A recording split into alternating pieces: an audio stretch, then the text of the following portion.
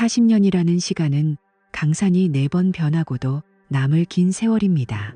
누군가에게는 굳건한 신뢰의 훈장이겠지만 또 다른 누군가에게는 가장 완벽한 배신을 준비하기 위한 위장의 시간일지도 모릅니다.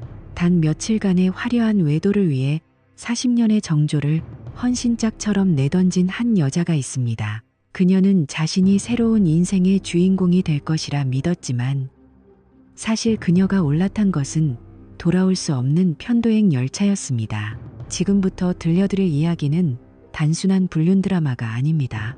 모든 것을 알고도 침묵하며 가장 잔인한 선물을 준비한 한 남자의 치밀한 복수극, 그리고 찰나의 쾌락에 눈이 멀어 평생을 쌓아온 안식처를 스스로 불태워버린 한 여자의 비극적인 종말에 관한 기록입니다. 이른 아침, 집안의 공기는 평소와 다르게 묘하게 들떠 있었습니다. 61살의 김서영은 거실 한복판에 커다란 여행 가방을 펼쳐놓고 옷가지를 챙기느라 여념이 없었습니다. 평생 여행을 즐기지 않던 사람이었습니다. 친구들이 온천이라도 가자고 하면 늘 집이 제일 편하다며 손사래를 치던 그녀가 오늘만큼은 마치 18 소녀처럼 분주했습니다. 그녀는 화장대 앞에 앉아 평소보다 훨씬 오랫동안 거울 속 자신의 얼굴을 살폈습니다. 립스틱을 발랐다. 지우기를 대여섯 번. 볼에 생기를 불어넣는 분홍빛 블러셔를 톡톡 두드리며 그녀는 거울 속 자신을 향해 환하게 미소 지었습니다. 그 미소는 40년을 함께 산 남편 앞에서는 단 한 번도 보여준 적 없는 낯설고도 생경한 행복이었습니다. 마지막으로 그녀는 최근에 몰래 구입한 비싼 향수를 목뒤와 손목에 정성스럽게 뿌렸습니다. 은은하게 감도는 매혹적인 향기가 거실을 채웠습니다. 하지만 그녀는 몰랐습니다. 등 뒤 소파에 앉아 조용히 신문을 넘기던 남편 이태수의 시선이 신문지 너머로 자신의 모든 일거수일투족을 낱낱이 기록하고 있었다는 사실을요. 태수는 아내의 들뜬 콧노래와 향수 냄새, 그리고 유난히 공들인 화장을 보며 속으로 차갑게 숫자를 세고 있었습니다. 아내가 집을 떠나기까지 남은 시간, 그리고 이 집이 완벽하게 비워지기까지 남은 시간 말입니다. 그때 서영의 휴대폰이 짧게 진동했습니다. 화면에 뜬 이름은 도연. 오늘 10시 주차장에서 기다릴게요라는 짧은 메시지에 그녀의 심장은 마치 첫사랑을 만나는 사춘기 소녀처럼 요동쳤습니다. 서영은 남편이 눈치챌세라 재빨리 화면을 끄고 가방 지퍼를 올렸습니다. 그녀는 밝은 목소리로 태수에게 말을 건넸습니다. 여보, 나 친구들이랑 며칠 남해 쪽으로 다녀올게. 맛있는 것도 먹고 바람 좀 쐬고 올 테니 밥 잘 챙겨 먹고 있어요. 말끝마다 섞인 가벼운 웃음소리가 허공을 맴돌았습니다. 태수는 신문에서 눈을 떼지 않은 채 아주 덤덤하게 대답했습니다. 그래, 조심해서 잘 다녀와.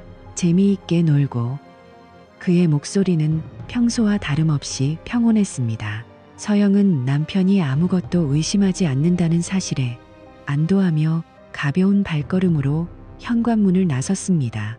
문이 닫히는 경쾌한 소리가 복도 끝까지 울려 퍼졌습니다. 하지만 서영이 엘리베이터에 몸을 싣는 순간 거실에 홀로 남은 태수는 신문을 천천히 내려놓았습니다. 그의 눈빛은 더 이상 평온하지 않았습니다. 그것은 40년의 세월을 단칼에 베어내기로 결심한 사람만이 가질 수 있는 서늘한 안광이었습니다. 베란다 창가로 다가간 태수는 주차장으로 들어오는 검은색 고급 SUV 한 대를 발견했습니다. 운전석에서 내린 남자는 50대 후반의 말끔한 신사 박도연이었습니다. 서영은 주위를 한번 힐끗 살피더니 자연스럽게 도연의 허리에 손을 얹으며 차에 올라탔습니다. 두 사람이 탄 차가 주차장을 빠져나가는 뒷모습을 보며 태수는 나지막에 중얼거렸습니다. 잘 가라, 김서영. 당신이 돌아왔을 때 이곳엔 당신이 알던 세상은 단 한 조각도 남아있지 않을 거다. 태수는 거실 한가운데에 미리 준비해둔 서류 봉투를 집어들었습니다. 그 안에는 아내의 인생을 송두리째 뒤흔들, 그리고 그가 지난 3개월 동안 피눈물을 흘리며 준비한 잔인한 진실들이 빼곡히 담겨 있었습니다. 이제 막 시작된 그녀의 천국 같은 여행이 사실은 지옥으로 가는 입구였다는 것을 그녀는 꿈에도 상상하지 못한 채 고속도로를 달리고 있었습니다. 이태수가 베란다 창가에서 아내 서영이 박도연의 차에 올라타는 모습을 지켜보며 느꼈던 그 서늘한 안광은 하루아침에 만들어진 것이 아니었습니다. 40년이라는 긴 세월 동안 쌓아온 신뢰가 종이장처럼 구겨지기 시작한 것은 불과 3개월 전의 일이었습니다. 평생을 성실하게 살아온 태수에게 아내 서영은 삶의 유일한 안식처이자 자부심이었습니다. 하지만 어느 날부터인가 그 안식처에 낯선 공기가 감돌기 시작했습니다. 처음에는 아주 사소한 변화였습니다. 평소 샤워를 10분이면 끝내던 서영이 욕실에서 30분 넘게 나오지 않기 시작했고, 그럴 때마다 그녀의 손에는 항상 휴대폰이 들려 있었습니다. 태수는 처음엔 그저 아내에게도 나이가 들며 혼자만의 시간이 필요해진 것이라 생각했습니다. 하지만 아내의 행동은 점점 더 기이해졌습니다. 평생 기계치라며 은행 앱조차 제대로 못 다루던 서영이 휴대폰에 복잡한 잠금 패턴을 설정했고, 태수가 가까이 다가가기만 하면 화들짝 놀라며 화면을 아래로 엎어놓곤 했습니다. 요즘 광고 문자가 너무 많이 와서 그래요. 아내의 목소리는 유난히 밝았고, 그 밝음 뒤에는 태수가 단번에 알아챌 수 있는 미세한 떨림이 숨어 있었습니다. 여러분, 혹시 여러분의 배우자가 갑자기 안 하던 행동을 하나요? 60대에 접어든 여성이 갑자기 외모에 집착하고 휴대폰을 화장실까지 들고 간다면 그건 단순한 사춘기가 아닙니다. 서영의 외출 또한 잦아졌습니다. 백화점에 세일한 데서 다녀올게. 오랜만에 친구랑 커피 한잔 하기로 했어. 하지만 정작 외출해서 돌아온 그녀의 손에는 쇼핑백 하나 들려 있지 않았습니다. 화장은 평소보다 훨씬 짙어졌고, 40년 결혼 생활 동안 한 번도 간 적 없던 피부과를 매주 드나들기 시작했습니다. 얼굴에 흐르는 그 묘한 생기, 그것은 남편인 태수가 준 것이 아니었습니다. 결정적인 순간은 2달 전 새벽에 찾아왔습니다. 잠이 얕은 태수는 옆자리에서 느껴지는 미세한 빛에 눈을 떴습니다. 서영이 이불 속에서 몰래 휴대폰을 보고 있었던 것입니다. 잠시 뒤 서영이 잠들자 태수는 떨리는 손으로 그녀의 휴대폰을 확인했습니다. 아내가 방심하고 잠금 패턴을 풀지 않았던 찰나였습니다. 잠금 화면에 뜬 짧은 메시지, 미리 보기 내용. 방 잡았어요. 둘만 있고 싶네. 다음 주에 봐요. 태수의 가슴이 내려앉았습니다. 40년의 세월이 단 몇 줄의 문장에 의해 산산조각이 나는 소리가 들리는 듯했습니다. 배신감이라는 칼날이 태수의 심장을 난도질하는 순간이었습니다. 하지만 여러분, 여기서 중요한 포인트가 있습니다. 태수는 소리를 지르거나 아내를 깨웠다죠 묻지 않았습니다. 왜일까요? 여기서 감정적으로 대처한다면 아내는 발뺌할 것이고 결국 자신만 비참한 패배자가 될 것임을 직감했기 때문입니다. 태수는 그날 밤을 꼬박 세우며 한 가지 결심을 했습니다. 가장 차갑고 가장 잔인하게 끝내주겠다. 슬픔이 분노를 넘어 얼음 같은 이성으로 변하는 순간이었습니다. 다음 날 태수는 지인의 소개를 통해 조용히 실력을 인정받는 탐정사무소를 찾았습니다. 먼지가 자욱한 사무실 안, 태수는 탐정에게 아내의 인적사항과 차량 번호를 건넸습니다. 모든 증거를 수집해 주십시오. 단 한 점의 의혹도 남지 않게. 태수의 목소리는 얼음장처럼 차가웠습니다. 일주일 뒤 탐정이 건넨 두툼한 서류 봉투를 받아든 태수는 강남의 한 어두운 카페 구석에 앉았습니다. 봉투 안에서 쏟아져 나온 사진들은 태수의 영혼을 다시 한번 난도질했습니다.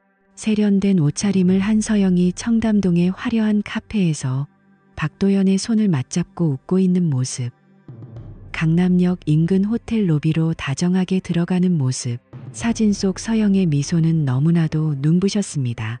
그것은 태수가 지난 10년 동안 집안일을 하고 자식을 키우며 시들어갔던 아내의 얼굴에서 단 한 번도 보지 못한 생기 넘치는 연인의 미소였습니다. 태수는 그 사진들을 보며 생각했습니다. 내가 40년 동안 지켜온 이 여자는 누구인가? 그 미소를 마주한 순간 태수의 가슴속에 남아있던 마지막 미련조차 연기처럼 사라졌습니다. 이제 남은 것은 철저한 응징뿐이었습니다. 태수는 곧장 한지우 변호사를 찾아갔습니다. 한 변호사의 사무실은 법전으로 가득 차 있었고 공기는 무거웠습니다. 태수는 사진들을 테이블 위에 펼쳐놓으며 말했습니다. 싸우고 싶지 않습니다. 다만 그녀가 가장 소중하게 생각하는 평온과 안락함을 모두 앗아오고 싶습니다. 한 변호사는 사진들을 꼼꼼히 살피더니 태수를 바라보았습니다. 증거는 차고 넘칩니다. 유책 배우자로서 상대방이 부인하기는 불가능할 겁니다. 위자료 청구는 물론 재산 분할에서도 유리한 고지를 점할 수 있습니다. 태수는 여기서 멈추지 않았습니다. 그는 아주 치밀한 계획을 세웠습니다. 바로 서영이 박도연과 여행을 떠나는 그날을 심판의 날로 잡은 것이죠. 여러분, 이게 얼마나 소름 돋는 일인지 상상이 가시나요? 아내는 불륜남과 남의 리조트에서 와인을 마시고 있을 때 남편은 집을 통째로 지워버릴 준비를 한 겁니다. 태수는 집주인에게 미리 연락해 전세 계약 만료에 맞춰 집을 비우겠다고 통보했습니다. 서영에게는 계약을 연장했다고 철저히 속였습니다. 그리고 서영이 박도연과 함께 남의 리조트로 떠나는 바로 그 금요일 오전 이삿짐 센터 트럭 세대가 태수의 아파트 앞에 도착했습니다. 태수는 서영이 평소 아끼던 그릇 하나, 옷 한 벌까지 모두 박스에 담아 사설 창고로 보내버렸습니다. 40년의 추억이 깃든 공간은 불과 몇 시간 만에 텅 빈 시멘트 벽만 남은 폐허처럼 변해갔습니다. 태수는 거실 한가운데 서서 이삿짐 인부들이 가구를 드러내는 모습을 묵묵히 지켜보았습니다. 가구가 있던 자리에는 켜켜이 쌓인 먼지만이 남아 있었습니다. 그것은 마치 껍데기만 남았던 그들의 결혼 생활과도 같았습니다. 모든 짐이 빠져나가고 텅 빈 집안에 바람이 들이칠 때 태수는 비로소 가슴속의 응어리가 조금은 풀리는 기분을 느꼈습니다. 그는 마지막으로 법원에 들러 이혼 소송 서류를 접수했습니다. 접수 창구 직원이 건넨 접수증을 손에 쥔 태수는 이제야 진정한 자유를 향한 첫 발을 뗐다는 사실을 깨달았습니다. 자, 여기서 질문 하나 드려보겠습니다. 여러분이라면 아내의 외도를 알았을 때 이렇게 냉정하게 준비할 수 있었을까요? 아니면 그 자리에서 폭발했을까요? 댓글로 여러분의 생각을 남겨주세요. 서영은 지금쯤 남해의 푸른 바다를 보며 도연과 와인을 마시고 있을 것입니다. 자신을 기다리는 것이 텅 빈 거실과 법원에서 날아온 소장, 그리고 인연이 끊긴 아들의 목소리라는 사실은 꿈에도 모른 채 말입니다. 태수는 휴대폰을 꺼내 아내의 물건이 보관된 창고 보관증 사진을 찍었습니다. 그리고 서영이 가장 행복해하고 있을 자정 무렵 그 사진과 함께 짧은 메시지를 보낼 준비를 마쳤습니다. 그녀가 누리고 있는 그 화려한 천국이 사실은 얼마나 허망한 모래성 위에 세워진 것인지 태수는 그녀가 돌아오는 그 순간에 맞춰 가장 처참하게 무너뜨려 줄 생각이었습니다. 이제 서영이 마주하게 될 현실은 따뜻한 집이 아니라 온기가 사라진 차가운 법정의 공기와 홀로 남겨진 고독뿐이었습니다. 태수의 이 치밀한 계획이 서영의 발등을 찍기까지는 이제 겨우 몇 시간밖에 남지 않았습니다. 서영이 누리고 있는 그 찰나의 환희가 깊어질수록 곧 닥쳐올 파멸의 그림자는 더욱 짙게 드리워지고 있었습니다. 혹시 여러분 주변에도 이런 징후를 보이는 사람이 있나요? 아니면 본인이 이런 위기에 처해 있나요? 절대 감정적으로 서두르지 마세요. 태수처럼 철저하게 준비하는 자만이 마지막에 웃을 수 있습니다.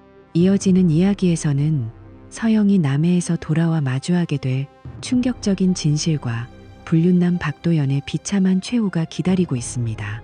궁금하시다면 지금 바로 좋아요와 구독을 눌러주세요. 다음 장면은 여러분의 상상을 초월할 겁니다. 남해의 푸른 바다가 한눈에 내려다 보이는 초호화 리조트.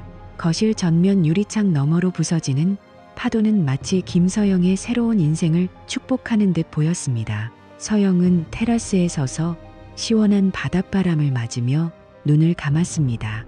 40년 동안 지긋지긋하게 풍기던 아파트의 눅눅한 냄새, 남편 이태수의 낡은 신문 냄새 대신 은은한 바다, 향기와 박도연이 뿌린 값비싼 향수 냄새가 그녀를 감싸 안았습니다. 60세가 넘어서야 비로소 진정한 사랑과 자유를 찾았다는 해방감이 온몸을 짜릿하게 관통했습니다. 여러분, 생각해 보세요. 40년입니다. 강산이 4번 변할 동안 한 남자만 보고 살았던 여자가 처음으로 느낀 이 해방감이 얼마나 달콤했을까요? 하지만 그 달콤함은 사실 치명적인 독이 든 성배와 같았습니다. 뒤에서 다가온 박도연이 자연스럽게 서영의 허리를 감싸 안았습니다. 그의 손길은 40년을 함께 산 남편의 투박한 손길과는 차원이 달랐습니다. 매끄럽고 부드럽고 무엇보다 그녀를 여자로 느끼게 해주는 마법 같은 손길이었죠. 서영 씨, 지금 표정 정말 보기 좋아요. 그동안 억눌려 살았던 세월이 안타까울 정도로 눈부시네요. 도연의 감미로운 목소리가 서영의 귓가를 간지럽혔습니다. 도연은 미리 준비한 최고급 와인을 잔에 따르며 말을 이어갔습니다. 이제 당신은 희생하며 살 필요 없어요. 40년이면 충분히 할 만큼 했잖아요. 남편 뒷바라지, 자식 뒷바라지. 이제는 서영 씨 자신을 위해 살 자격이 충분해요. 내가 그렇게 만들어줄 거고요. 도연의 입에서 쏟아지는 달콤한 독 같은 말들에 서영은 정신을 차릴 수 없었습니다. 그녀는 마치 자신이 동화 속 주인공이라도 된 양, 눈앞에 펼쳐진 핑크빛, 미래를 의심 없이 받아들였습니다. 서영은 도연의 어깨에 머리를 기대며 속삭였습니다. 도연 씨를 조금만 더 일찍 만났더라면 좋았을 텐데, 내 인생이 이렇게 달라질 수 있다는 걸 왜 이제야 알았을까요? 그때 서영의 휴대폰이 요란하게 진동했습니다. 화면에 뜬 이름은 이태수. 서영의 눈살이 살짝 찌푸려졌습니다. 가장 행복한 순간에 끼어든 불청객처럼 느껴졌기 때문입니다. 사실 그 전화는 태수가 보내는 마지막 경고이자 알림이었습니다. 여보, 나야, 어디야? 라는 평범한 물음이 아니라 사실상 당신의 짐은 이미 나갔고 당신의 집은 이제 남의 집이 되었소라는 선전포고를 하려던 찰나였죠. 서울에서는 이미 태수가 부른 이삿짐 센터, 트럭들이 아파트 앞에 줄을 서 있었고 거실의 소파와 식탁은 이미 분해되어 트럭에 실리고 있었습니다. 하지만 서영은 차갑게 화면을 밀어 전화를 거절하고 휴대폰 전원을 아예 꺼버렸습니다. 남편이에요? 받지 않아도 괜찮겠어요? 도연이 묻자 서영은 단호하게 답했습니다. 이제 상관없어요. 그 사람 목소리 듣고 싶지 않아요. 지금은 오직 우리 시간이니까요. 그녀의 이 결정은 인생 최악의 사망 선고나 다름없었습니다. 연락을 차단한 그 4시간 동안 그녀가 평생 일궈온 안식처는 흔적도 없이 사라지고 있었으니까요. 여기서 잠깐 여러분께 묻고 싶습니다. 여러분이라면 이 상황에서 전화를 끄시겠습니까? 아니면 마지막 양심으로 받으시겠습니까? 댓글로 여러분의 생각을 공유해 주세요. 서울의 아파트는 그야말로 전쟁터였습니다. 이삿짐 센터 직원들의 거친 손길에 40년의 추억이 담긴 가구들이 속절없이 들려나갔습니다. 태수는 빈 거실 한가운데 서서 그 장면을 묵묵히 지켜보았습니다. 그는 서영이 아끼던 고급 모피 코트나 명품 가방, 그리고 박도연이 사준 것으로 보이는 값비싼 화장품들을 따로 챙기지 않았습니다. 그런 것들은 그녀가 선택한 그 화려한 세상으로 가져가라는 듯 차갑게 외면했습니다. 대신 그녀가 평소 시장에 갈 때나 입던 낡은 옷가지와 닳아버린 구두 몇 켤레, 그리고 그녀의 낡은 일기장만을 따로 박스에 담아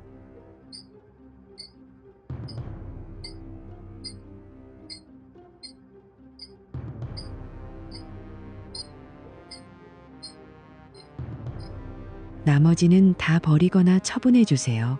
단 하나도 남기지 말고요. 태수의 명령은 서슬퍼런 칼날 같았습니다. 집안을 가득 채웠던 서영의 흔적은 단 4시간 만에 완벽하게 지워졌습니다. 이제 그 집에는 먼지만이 켜켜이 쌓인 텅 빈 바닥만이 남았습니다. 태수는 빈벽에 남은 액자 자국을 보며 씁쓸하게 웃었습니다. 사랑한다고 믿었던 40년의 세월이 고작 트럭 한 대 분량밖에 안 되는구나. 다시 남해로 돌아가 볼까요? 서영과 도연의 우아한 저녁 식사가 이어지고 있었습니다. 은은한 촛불 아래서 도연은 미래에 대한 화려한 계획을 늘어놓았습니다. 나중에 우리 해외에 작은 별장 하나 지을까요? 지중해가 보이는 곳이면 좋겠네요. 당신이 좋아하는 꽃들도 가득 심고요. 서영은 그 말에 취해 환하게 웃었습니다. 정말 그런 날이 올까요? 하지만 여러분, 반전은 여기서부터입니다. 도연의 미소 뒤에는 어두운 그림자가 짙게 깔려 있었습니다. 사실 도연의 휴대폰도 쉴 새 없이 진동하고 있었습니다. 태수가 이미 도연의 아내 최미선에게 두 사람의 불륜 증거를 모두 전송했기 때문입니다. 도연의 집은 이미 아수라장이 되어 있었고 최미선은 이혼 소송과 함께 도연의 회사 자금줄을 끊겠다고 선포한 상태였습니다. 도연은 당장 내일이면 길바닥에 나앉을 위기에 처해 있었지만 서영 앞에서는 끝까지 여유로운 척 연기를 하고 있었습니다. 그에게 서영은 진정한 사랑이 아니라 당장 닥친 파멸로부터 도망치기 위한 일시적인 도피처 혹은 위로가 필요할 때 찾는 인형에 불과했기 때문입니다. 도연은 속으로 생각했습니다. 이 여자랑 남해에 온 게 내 인생 최악의 실수가 될 줄이야. 이태수라는 인간, 생각보다 만만한 놈이 아니었어. 도연은 서영의 손을 잡고 사랑한다고 속삭이면서도 머릿속으로는 어떻게 하면 이 여자에게 책임을 떠넘기고 도망갈까를 계산하고 있었습니다. 서영은 자신이 발을 딛고 있는 이 천국이 사실은 발밑이 텅 빈 절벽 위의 구름이라는 사실을 전혀 몰랐습니다. 도연의 품에 안겨 잠든 그 밤, 서울의 아파트에는 새로운 세입자가 비밀번호를 바꾸고 짐을 풀 준비를 마쳤습니다. 태수는 마지막으로 집 열쇠를 집주인에게 넘기며 40년의 과거를 털어냈습니다. 서영이 40년 동안 지켜온 우리라는 단어는 그렇게 공중분해되었습니다. 도연의 가짜 천국과 태수의 차가운 현실이 교차하는 남해의 밤은 깊어만 갔습니다. 서영이 꿈꾸는 핑크빛 미래는 이미 검게 타버린 재에 불과했습니다. 과연 다음날 아침 전원을 켠 휴대폰에 쏟아질 그 수많은 메시지와 부재중 전화들이 그녀를 어떤 지옥으로 안내할까요? 아들의 절규와 남편의 차가운 통보, 그리고 짐이 보관소에 있다는 짧은 메시지. 상상만으로도 숨이 막히는 순간입니다. 여러분, 이 이야기가 소설 같으신가요? 아닙니다. 현실은 소설보다 훨씬 더 가혹합니다. 찰나의 유혹에 빠져 평생을 일궈온 소중한 것들을 버리는 순간, 여러분이 마주할 것은 화려한 리조트가 아니라 차가운 고시원 방일 수도 있습니다. 지금 여러분 곁에 있는 사람의 손을 한번 잡아보세요. 그 손의 온기가 지루하게 느껴질 때 오늘 이 이야기를 떠올리시길 바랍니다. 이제 그녀에게 남은 것은 비참한 추락뿐이었습니다. 다음 이야기에서는 서영이 서울로 돌아와 마주하게 된 처참한 현실, 그리고 아들 준혁의 충격적인 고백이 이어집니다. 이 드라마틱한 복수극의 결말이 궁금하시다면 지금 바로 좋아요와 구독 부탁드립니다. 다음 영상에서 그 충격적인 진실을 확인하세요. 남해의 화려한 리조트에서 보낸 하룻밤은 김서영에게 평생 잊지 못할 꿈 같은 시간이었습니다. 박도연의 품에 안겨 깨어난 아침, 창밖으로 펼쳐진 에메랄드빛 바다는 그녀의 새로운 인생을 축복하는 듯 했습니다. 하지만 여러분, 그 평화가 얼마나 갈 거라 생각하셨나요? 불과 몇 시간 뒤 그녀의 인생은 유턴 없는 낭떠러지로 질주하기 시작합니다. 전원을 켠 휴대폰에는 수십 통의 부재중 전화와 메시지가 쏟아졌고 그중 가장 위에 있는 이태수의 메시지를 확인한 순간 서영의 심장은 얼어붙었습니다. 짐은 보관소에 맡겼으니 보관증 확인해. 그리고 이제 이 집엔 당신 자리 없으니까 돌아올 생각 마. 설마 하는 마음으로 숨가쁘게 달려온 서울의 아파트 앞. 서영은 떨리는 손으로 현관 비밀번호를 눌렀습니다. 하지만 삐비빅 하는 경고음만 들릴 뿐 문은 열리지 않았습니다. 태수 씨, 문 열어봐요. 나왔어. 서영이 미친 듯이 문을 두드리자 안에서 낯선 발소리가 들려왔습니다. 문이 열리고 나타난 사람은 서영이 한 번도 본 적 없는 젊은 여자와 어린아이였습니다. 여기 제 집인데요. 우리 남편 어디 갔나요? 서영의 말에 여자는 황당하다는 표정을 지었습니다. 무슨 말씀이세요? 저희 어제 입주했는데요. 정식으로 계약서도 다 확인했고요. 이상한 분이네. 집주인한테 연락해보세요.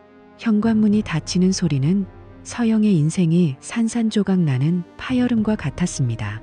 40년을 지켜온 안식처가 단 하룻밤 사이에 남의 공간이 되어버린 겁니다. 복도에 주저앉은 서영의 휴대폰으로 한 통의 이메일이 도착했습니다. 이태수가 선임한 한지우 변호사가 보낸 이혼 소장과 증거 목록이었습니다. 파일을 연 서영은 비명을 지를 뻔했습니다. 그 안에는 자신과 박도연이 호텔 로비로 들어가는 모습, 카페에서 손을 맞잡고 웃는 모습이 날짜와 시간, 심지어 동선까지 정교하게 기록되어 있었습니다. 알고 있었어. 다 알고 있었어.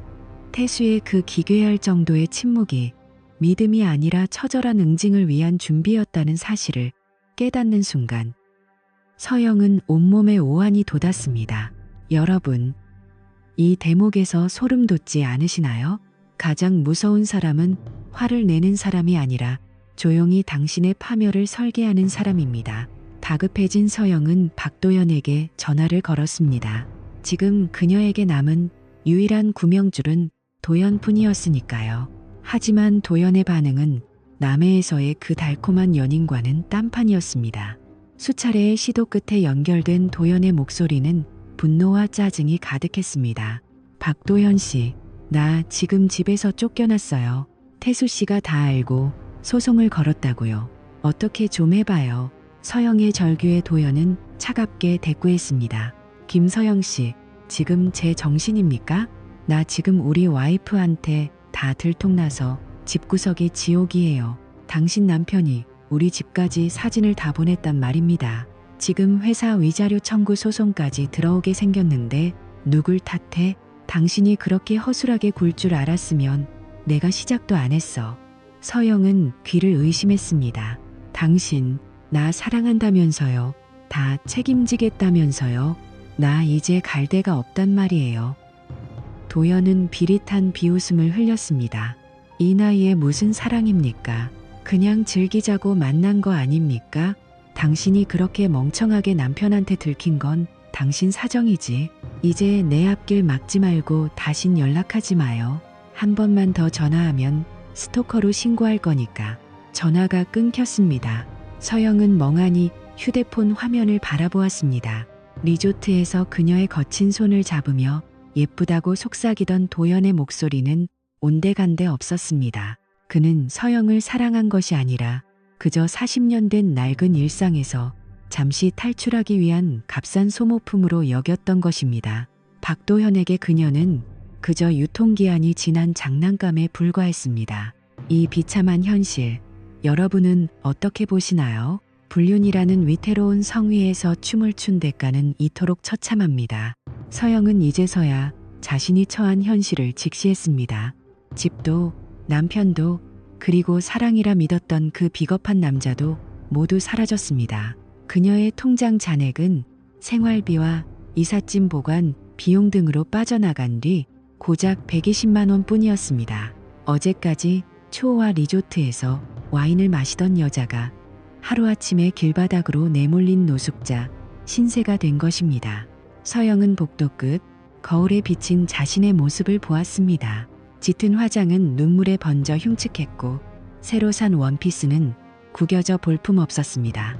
닫혀버린 현관문 너머로 낯선 가족의 평화로운 웃음소리가 새어나왔습니다. 40년간 그녀가 누렸던 그 당연한 행복이 이제는 절대로 넘볼 수 없는 금단의 영역이 되어버린 것입니다. 이것이 바로 배신의 결과입니다. 여러분, 혹시 여러분 주변에도 나만은 안 걸리겠지라고 생각하며 위험한 불장난을 하는 분이 있나요?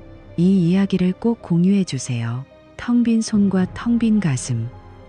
서영은 이제야 자신이 저지른 배신의 대가가 얼마나 처절한 것인지 뼈저리게 느끼기 시작했습니다. 하지만 후회하기엔 이미 모든 다리가 끊겨버렸습니다. 그녀의 뒤로 길게 늘어진 그림자는 마치 앞으로 닥쳐올 더 큰 어둠을 예고하는 듯했습니다. 이제 서영에게 남은 것은 아무것도 없습니다. 아니, 단 하나 남은 게 있네요. 바로 1년 뒤에 날아올 거액의 위자료 청구서와 평생을 따라다닐 배신자라는 낙인입니다. 과연 그녀가 이 지옥 같은 상황에서 단 한 걸음이라도 더 나아갈 수 있을까요? 아니면 이대로 무너져 내릴까요? 여러분의 생각은 어떠신가요? 이 비극적인 결말이 주는 교훈을 잊지 마세요. 지금 곁에 있는 사람의 소중함을 모르는 자에게 예비된 것은 오직 고독뿐입니다. 구독과 좋아요를 눌러주시면 이 처절한 이야기의 최종장과 박도연이 맞이하게 될 또 다른 인과응보를 확인하실 수 있습니다. 지금 바로 행동하세요. 여러분의 인생에서 가장 소중한 것을 지키는 법은 생각보다 가까이 있습니다. 그로부터 1년이라는 시간이 흘렀습니다. 길다면 길고 짧다면 짧은 시간이지만 김서영의 세계는 그 사이 완전히 뒤바뀌어 버렸습니다. 한때는 우아한 사모님 소리를 들으며 백화점 VIP실을 드나들던 그녀였지만 지금 그녀가 머무는 곳은 창문 하나 제대로 없는 좁고 눅눅한 고시원 방입니다. 40년 전세 보증금의 절반을 재산 분할로 받았음에도 불구하고 유책 배우자로서 청구된 거액의 위자료와 소송 비용, 그리고 당장 갈 곳 없는 처지에 하루하루 불어나는 생활비까지 쏟아붓다 보니 그 돈은 마치 모래성처럼 손가락 사이로 빠져나갔습니다. 여러분, 40년 공든 탑이 무너지는 데 걸린 시간은 단 하룻밤이었습니다. 하지만 그 폐허 속에서 살아남아야 하는 시간은 너무나도 길고 잔인합니다. 오늘 여러분의 손에 쥐어진 소중한 것들을 당연하게 여기지 마세요. 서영처럼 모든 것을 잃고 나서야 그 가치를 깨닫는다면 이미 늦은 겁니다. 오늘도 서영은 새벽같이 일어나 인력사무소를 거쳐 어느 허름한 식당의 주방 한 구석에 자리를 잡았습니다. 그녀의 임무는 끝없이 쏟아지는 기름진 그릇들을 닦아내는 일입니다. 한때는 값비싼 보습 크림으로 관리받으며 곱디고 왔던 그녀의 손은 이제 1년 내내 마를 날 없는 독한 세제물과 뜨거운 물에 젖어 쩍쩍 갈라지고 진물이 나는 노동자의 손이 되었습니다. 고무장갑 속에서도 아려오는 통증을 참으며 그릇을 닦던 서영은 문득 식당 바깥 풍경으로 시선을 돌렸습니다. 그 순간 서영의 심장이 되는 것 같았습니다. 식당 유리창 너머 건너편 공원, 산책로에 너무나 익숙한 뒷모습이 보였기 때문입니다. 바로 전 남편 이태수였습니다. 그런데 태수의 모습은 서영이 기억하던 1년 전의 그 초라하고 지친 노인이 아니었습니다. 그는 깔끔한 린넨 셔츠를 입고 훨씬 젊어 보였으며 무엇보다 표정이 너무나도 평온하고 해맑았습니다. 그의 곁에는 인상 좋은 한 여성이 함께 걷고 있었습니다. 두 사람은 도란도란 이야기를 나누다 가끔 멈춰서서 꽃을 구경하기도 하고 태수는 그녀의 가벼운 농담에 소리내어 웃기도 했습니다. 40년 동안 서영의 곁에서는 단 한 번도 보여준 적 없던 진심으로 행복해 보이는 웃음이었습니다. 서영은 자신도 모르게 고무장갑을 벗고 식당 문을 열고 뛰어나가려 했습니다. 태수 씨 하고 부르고 싶었습니다. 하지만 그 찰나 그녀는 자신의 낡고 얼룩진 앞치마와 세제 냄새에 진동하는 거친 손을 보았습니다. 그리고 저 멀리서 빛나는 태수의 행복한 일상을 보았습니다. 그녀는 깨달았습니다. 저 평화로운 풍경 속에 자신의 자리는 이제 단 한 뼘도 남아있지 않다는 것을요. 그녀가 40년의 세월을 헌신짝처럼 내던졌을 때 태수 또한 그녀라는 존재를 자신의 인생에서 완벽하게 지워버렸음을 말입니다. 식당 구석으로 돌아온 서영은 멍하니 싱크대를 바라보았습니다. 뜨거운 눈물이 툭하고 설거지물 위로 떨어졌습니다. 이제야 비로소 뼈저린 후회가 밀려왔습니다. 40년 동안 태수는 조용히 그리고 묵묵히 그녀의 방패가 되어주었습니다. 비록 화려한 말솜씨나 이벤트는 없었지만 매일 아침 성실하게 출근하고 따뜻한 집을 지켜주던 그의 존재가 얼마나 거대한 축복이었는지 서영은 찰나의 쾌락에 눈이 멀어 잊고 있었습니다. 박도연이라는 환상에 취해 그녀는 자신이 평생 쌓아온 공든 탑을 스스로 무너뜨린 것입니다. 여러분, 이것이 바로 인과응보의 참혹한 현실입니다. 찰나의 자극을 쫓아 평생의 안식처를 배신한 대가는 이토록 길고 고통스럽습니다. 지금 여러분의 곁을 묵묵히 지켜주는 그 사람이 지루하게 느껴지시나요? 나도 한 번쯤은 즐겨도 되지 않을까? 라는 위험한 생각이 고개를 드나요? 만약 그렇다면 오늘 김서영의 이 눈물을 기억하십시오. 평범한 일상이 무너지는 것은 순식간이지만 그것을 다시 세우는 데는 평생이 걸려도 부족할지 모릅니다. 서영은 퇴근 후 고시원의 좁은 침대에 몸을 뉘었습니다. 사방에서 들려오는 타인의 소음과 벽지에 핀 곰팡이 냄새가 그녀의 유일한 동반자가 되었습니다. 그녀는 떨리는 손으로 가방 깊숙이 숨겨두었던 낡은 가족 사진 한 장을 꺼냈습니다. 젊은 시절의 태수와 어린 아들 준혁, 그리고 그 사이에서 세상을 다 가진 듯 웃고 있는 자신. 사진 속의 그녀는 너무나 행복해 보였지만 지금의 그녀에겐 가장 잔인한 형벌일 뿐입니다. 엄마, 아빠가 다 말했어. 엄마가 어떻게 그럴 수 있어? 아들 준혁의 마지막 목소리가 귓가에 쟁쟁했습니다. 돈으로 환산할 수 없는 소중한 관계들을 그녀는 제 손으로 다 끊어버렸습니다. 서영은 불을 끄고 어둠 속에 몸을 웅크렸습니다. 차가운 적막만이 감도는 방 안에서 그녀는 이제 평생을 이 지독한 고독과 후회라는 감옥에 갇혀 살아가야 한다는 사실을 받아들여야만 했습니다. 여러분의 인생에서 진정으로 소중한 것은 무엇입니까? 지금 당장 그 대답을 내놓지 못한다면 소중한 것을 잃고 나서야 비로소 그 가치를 깨닫게 될지도 모릅니다. 서영의 이야기가 여러분에게 단순한 가십이 아닌 인생의 엄중한 경고가 되기를 바랍니다. 이 영상을 보시는 여러분께 제안합니다. 지금 바로 곁에 있는 배우자나 가족에게 고마워라는 짧은 메시지 한 통 보내보는 건 어떨까요? 그 작은 행동이 여러분의 소중한 일상을 지키는 가장 강력한 방패가 될 것입니다. 구독과 좋아요를 눌러주시면 이 처절한 이야기의 최종 결말과 우리가 인생에서 절대 놓쳐선 안 될 마지막 가르침을 전해드리겠습니다. 여러분의 소중한 삶을 응원합니다. 결국 김서영과 이태수의 40년은 이렇게 서로 다른 마침표를 찍었습니다. 한 명은 과거의 안락함을 제 발로 걷어찬 채 고독이라는 감옥에 갇혔고, 다른 한 명은 지옥 같았던 배신을 딛고 비로소 자신만의 평온한 새벽을 맞이했습니다. 우리는 흔히 결혼을 사랑의 결실이라고 말하지만 사실 결혼 생활을 지탱하는 것은 뜨거운 열정보다 서로에 대한 최소한의 예의와 책임감입니다. 40년이라는 긴 세월을 함께 쌓아 올리는 데는 평생의 인내와 헌신이 필요하지만 그 공든 탑을 무너뜨리는 데는 남해로 떠난 단 한 번의 잘못된 여행이면 충분했습니다. 여러분, 이 비극의 끝에서 우리는 무엇을 배워야 할까요? 많은 이들이 익숙함을 지루함으로 착각하곤 합니다. 하지만 그 익숙함이야말로 수십 년간 풍파를 막아내며 쌓아온 가장 견고한 방패였다는 사실을 서영처럼 모든 것이 무너진 후에야 깨닫는다면 그보다 더한 불행은 없을 것입니다. 사랑에 유효기간이 있다고들 하지만 신뢰에는 유효기간이 없어야 합니다. 60세가 넘은 나이에 찾은 자유가 달콤해 보였을지 모르나 자식의 존경을 잃고 사회적 명예마저 무너뜨린 뒤에 얻은 자유는 결코 축복이 될 수 없습니다.